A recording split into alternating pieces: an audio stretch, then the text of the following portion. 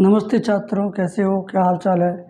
Polytechnic entrance exam की तैयारी में आप लोग लगातार मेहनत कर रहे हैं और आगे भी इसी तरीके से मेहनत करिएगा। और मैं भी आपके बीच में लगातार बढ़िया से बढ़िया सवाल लेके आ रहा हूं ताकि आपकी हेल्प ज़्यादा से ज़्यादा हो सके। और मैं सिर्फ वही सवाल लेकर आया हूं जो आपके बोर्ड परीक्षा और पॉलीटेक्निक एंट्रेंस एग्ज़ाम में पूछे जाते रहे हैं। ठीक है, तो यूपी पॉलीटेक्निक, बिहार पॉलीटेक्निक के छात्र इस वीडियो को ज़रूर देखेंगे ताकि उनको एक आइडिया मिल सके कि क्वेश्चन किस तरीके का पेपर में आता है। जब उनको ये आइडिया लग जाएगा तो उनका स्कोर बहुत अच्छा आएगा उनके एग्ज़ाम में और वे बहुत अच्छा नंबर ला सकेंगे।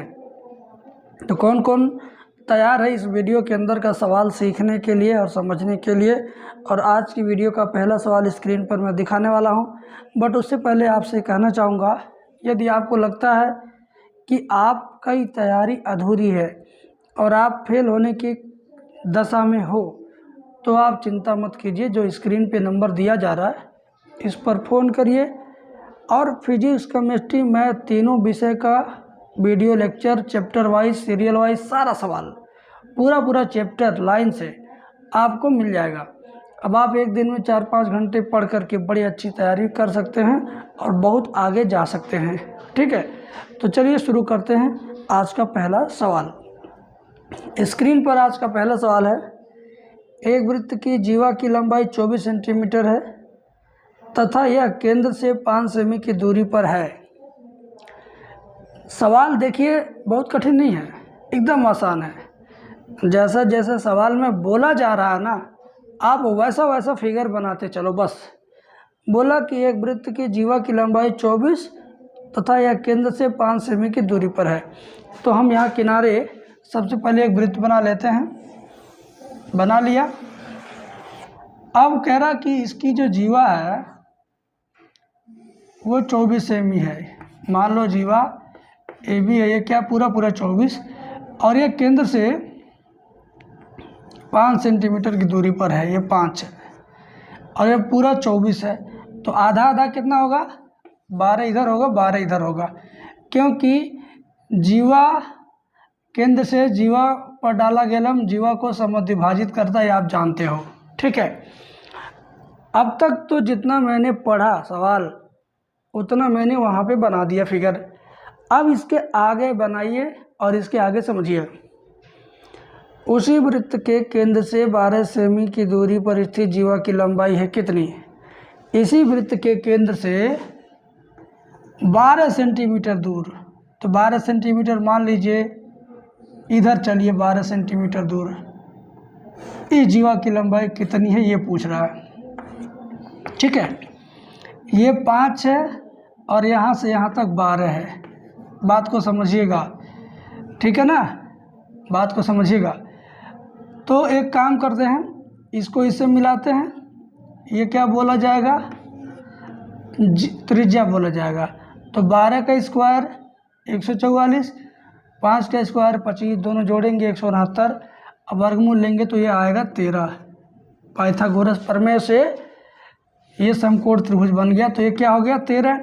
तो OA का मान 13, तो OC का मान भी क्या होगा? 13। क्लियर है ना? अरे भाई, पाइथागोरस प्रमेय में ये समकोण त्रिभुज बन गया, ये भी बन गया। ये 13 है तो ये भी 13, क्योंकि दोनों क्या है? त्रिज्या है। यहाँ से यहाँ 5 दिया, यहाँ से यहाँ 12 दिया, क्वेश्चन में ही दिया है। तो ये 12 और ये 13, तो ये नहीं निकल जाएगा। कर्ण के स्क्वायर में से 12 का स्क्वायर घटा दो, 13 का स्क्वायर 169 में से 12 का स्क्वायर 144 घटा दो, 25 आएगा। तो वर्गमूल लेंगे तो ये 5 आएगा। अब केंद्र से जीवा पे डाला गया हम जीवा को 2 बराबर भागों में बांटता है, तो इधर 5 तो इधर भी 5। पूरा पूछा है तो पूरा जीवा CD की लंबाई 10 सेंटीमीटर।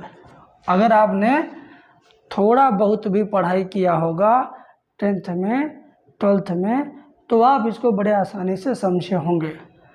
अगर ये 10th लेवल का सवाल रहता, कक्षा 10 बोर्ड एग्ज़ाम में लिखना होता, तो मैं पूरा श्यामपट भर देता इसको सॉल्व करने में।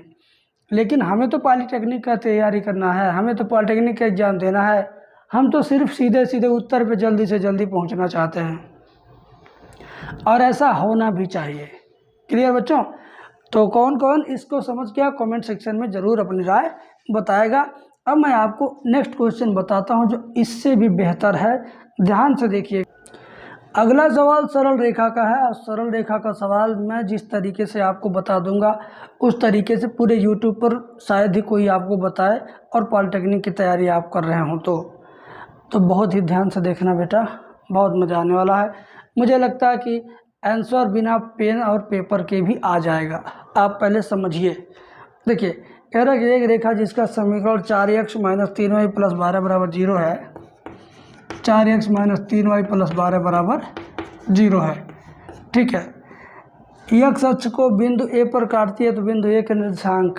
बस, ये बहुत ही अच्छा सवाल है। यही सवाल अगर एग्जाम में बदल के आए तो क्या आएगा, बोलेगा कि ये रेखा YH को काटती है, तब निर्देशांक क्या होगा। इस बार पूछा है कि ये रेखा x अक्ष को काटती है, तब निर्देशांक क्या होगा। तो जब YH को कटवाए तब कैसे सॉल्व करना है, और जब x अक्ष को कटवाए तब कैसे सॉल्व करना है, मैं आपको दोनों कंडीशन बता देता हूँ।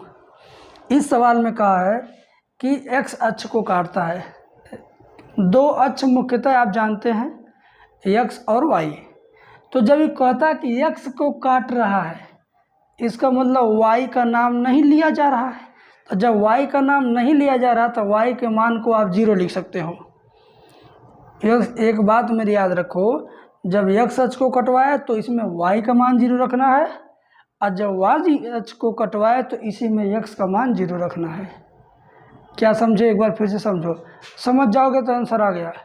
जब बोले x अक्ष को काटता है तो आप जानबूझ के y का मान 0 रखो, और जब बोले y अक्ष को काटता है तो जानबूझ के x का मान 0 रखना, ठीक है। तो इस क्वेश्चन में x को काट रहा है तो y का मान हम इसमें 0 रख देंगे। क्या रखेंगे? y का मान 0। तो 4x 3 × 0 तो 0 हो गया, 0 लिखने की कोई ज़रूरत है नहीं। +12 उधर चला जाएगा, -12 हुआ, ठीक है। और x बराबर -12, 4 आ जाएगा इसके नीचे, तो x बराबर 4 × 3 = 12 -3, और y का मान 0, ठीक है। तो निर्देशांक क्या आ गया? -3, -0, -3, 0। निर्देशांक क्या आ गया? -3, 0। पहले लिखते हैं x वाला, उसके बाद लिखते हैं y वाला। तो -3, 0 आपका सी वाला विकल्प सही है, सी वाला। तो देखा छात्रों, आपको मैंने जितना बेहतर ढंग से बताया कि इसमें कुछ नहीं। अगर आप चाहते तो बिना कुछ किए, बिना ये सब लिखे आंसर आ जाएगा देख करके कि y का मान 0 रखना है, तो 4x बराबर -12, 4 × 3 = 12, -3, 0, बस, ठीक है। तो चलिए अगले सवाल पे चलते हैं। अगला सवाल भी बहुत ही बढ़िया है, बहुत ही अच्छा है।